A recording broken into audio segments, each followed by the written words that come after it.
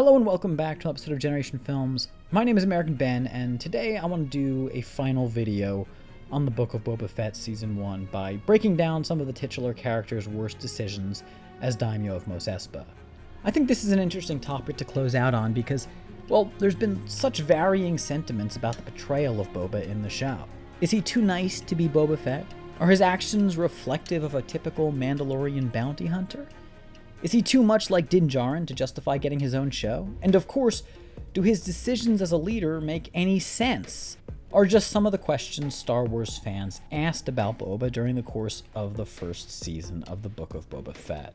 While we'll perhaps never come to a consensus as to whether or not Boba was a quality character, perhaps by weighing his decision-making we can determine an answer to that last question, which inquires as to the sensibility of his choices. Central to our discussion is the fact that the Book of Boba Fett culminated in a war between the Pike Syndicate and Boba's forces for control of Mos Espa, and really all of Tatooine. Could Boba have avoided this war by making more intelligent political decisions?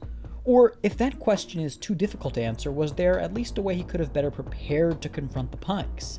We'll look to these questions to help us assess Boba's decision-making overall. So let's begin. The first poor decision Boba made was to institute a single-minded ruling philosophy centered on ruling by respect rather than through force or intimidation. He got a little grittier with the most devious criminals in the city, but overall he offered mercy to just about everyone he came into contact with, save for the Sand Ape. But in his defense, Sand Ape.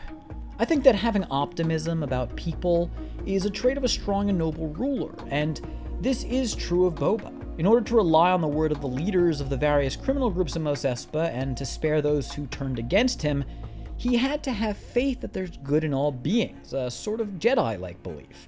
And through such faith, a virtuous leader can effectuate change without having to resort to a more brutal mode of rule.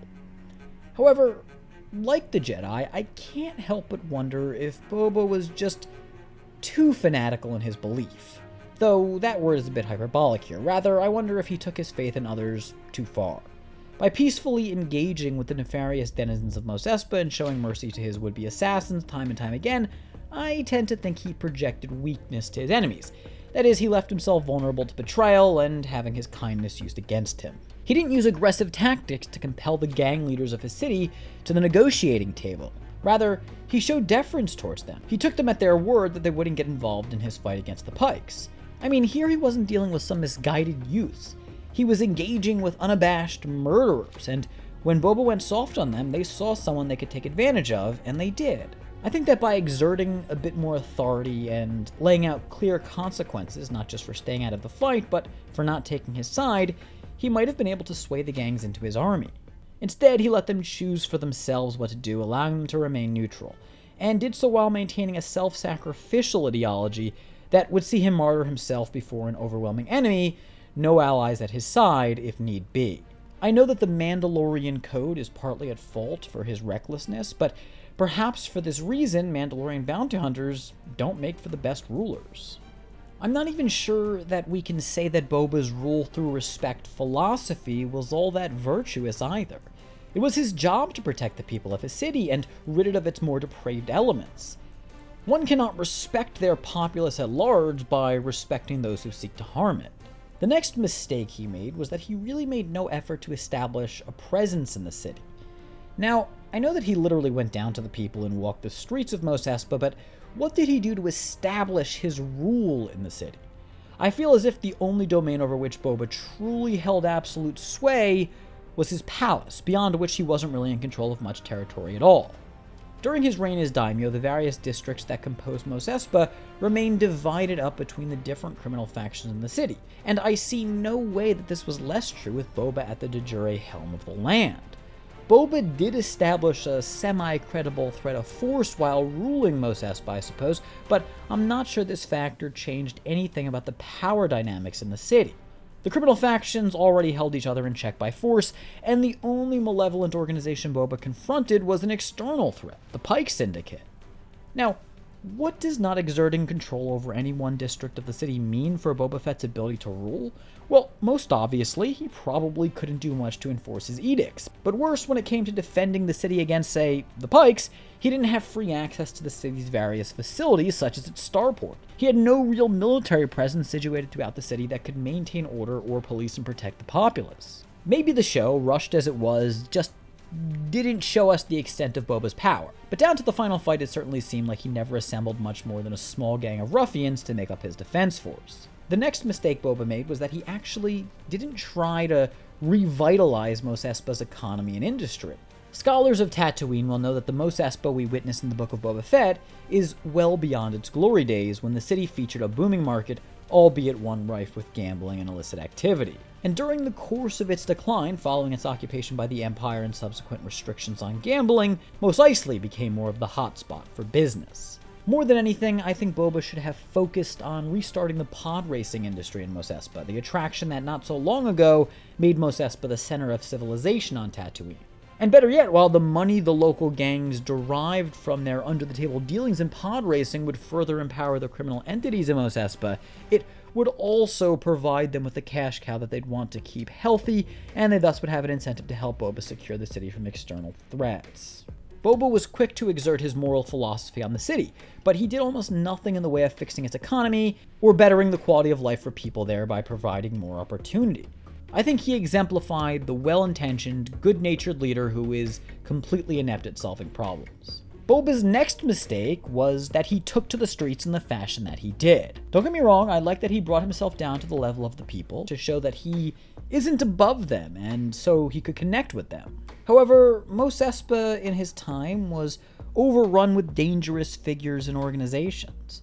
Being that Boba didn't have much of a fighting force to enforce his rule, he made himself look weak by trotting out in public with but a few foot soldiers for an armed guard.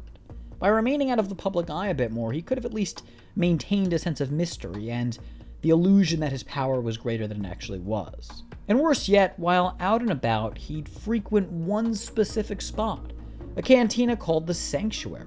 The Sanctuary was a crossroads of power in the city, and thus an important locale for sure, but by going there so consistently, he revealed it to be important to him, not just in terms of the relationships he built there, but in terms of the information he could obtain within its walls. And of course, by neglecting to build relationships with the owners of other points of interest in the city, he made the Sanctuary an easy target.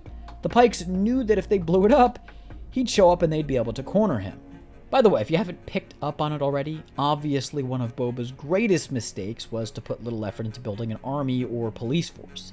He actually just waited for enforcers and guards to come to him, rather than implement a citywide recruitment process to build a capable military. I also think a mistake of Boba's was to take the side of the mod gang in the city against its more experienced denizens, at least right off the bat. I know the mods ended up aiding Boba down the line, but how much did they really offer him in terms of fighting power? They were just a few people, though they did have some useful skills. By screwing over Watermonger Lortha Peel for the sake of the gang, he sent a message to the establishment powers in the city that he was going to go after them for the sake of the little guy. And while I think this is noble, he acted too hastily in this regard. He wanted to send a message that he wasn't going to stand for corruption. He was well-intentioned. But again, he did so before building a powerful fighting force, and before he really had a good grasp on the city and its power dynamics. He should have established a better hold on the city before going about cleaning it up. Instead, he instantly announced himself as an enemy of all corruption and corrupt operators in the city, and that's a lot of enemies to gain at once. Finally, I think Boba made a mistake by not building a coalition with other rulers, power players, and organizations beyond the confines of Mos Espa. I think that given Mos Espa's rampant crime and horizontal power distribution among illicit actors, by allying himself with a more organized city, he could have empowered himself. At the very least, being recognized as the rightful ruler of Mos Espa by Mos Eisley's officials, and gaining the aid of Mos Eisley's resources, such as its spaceport, could have secured his rule before it was ever threatened. Though, we can't be sure that Mos Eisley hadn't also been seized by the Pikes at the same time Boba was dealing with them. Anyways, those are the major mistakes I think Boba made during his initial period of rule over Mos Espa, though to be fair to him, he's only had a short time on the throne so far. Overall, though, I think he's just not that competent of a ruler. He has principles, skills, and a moral compass, but he doesn't really have such a great mind for politics or governance. He's too honest, too dedicated to a singular philosophy, and, well, probably doesn't understand economics all that well. But let me know what you think down below. Am I right, wrong, and what did I leave out? Anyways, that is the video. I hope you enjoyed. If you did, please do give it a big thumbs up. Comment down below, as I just asked you to. Remember to subscribe to this channel and hit that damn notification bell so you don't miss a damn thing. For now, my name is American Ben, and I'll catch you next time. Generation Films, peace.